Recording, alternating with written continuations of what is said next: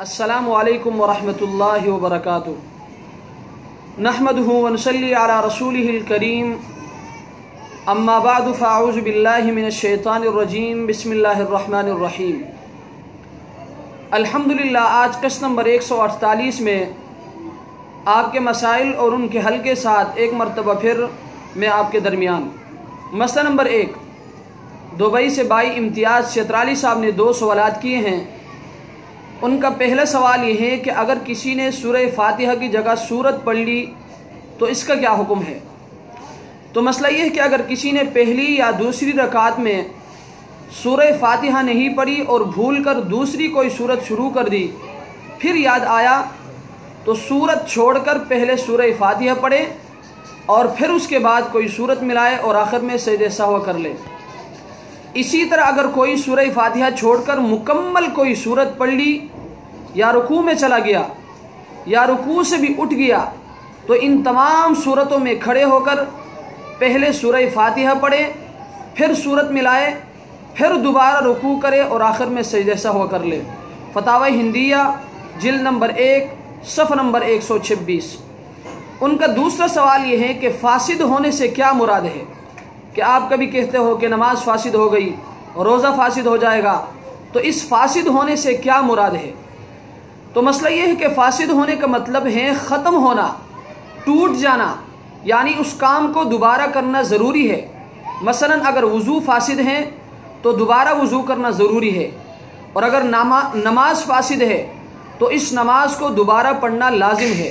फतावा शामी जिल्द नंबर 1 सफ़ा नंबर 613।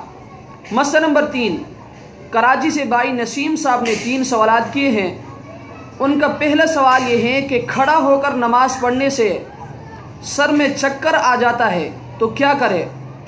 तो मसला ये है कि अगर किसी तंदुरुस्त और सेहतमंद आदमी को तजर्बा वगैरह से ये मालूम हो कि खड़े होकर नमाज पढ़ने से सर चकराएगा और बैठकर नमाज पढ़ने से सर नहीं चकराएगा, तो वो शख्स बैठकर नमाज पढ़े और रुकू और सुजूद के साथ पूरी नमाज अदा करे।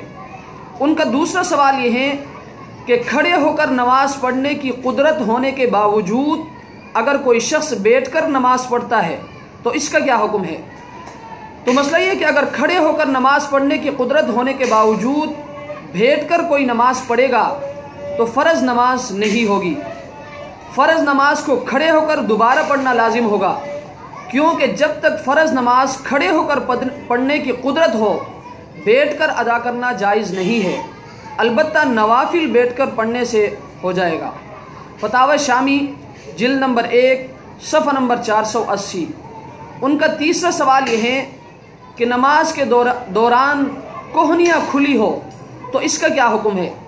तो मसला ये है कि नमाज के दौरान अगर कोहनियाँ खुली हो तो सुन्नत के ख़िलाफ़ होने की वजह से नमाज मकरूह होगी, और अगर पूरी आस्तीन वाले कपड़े नहीं है तो इस सूरत में मजबूरी की बिना पर नमाज मकरूह नहीं होगी।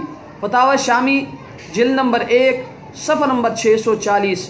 अल्लाह तबारक व तआला हमें इन मसाइल को समझने की तौफ़ीक़ अता फ़रमाए।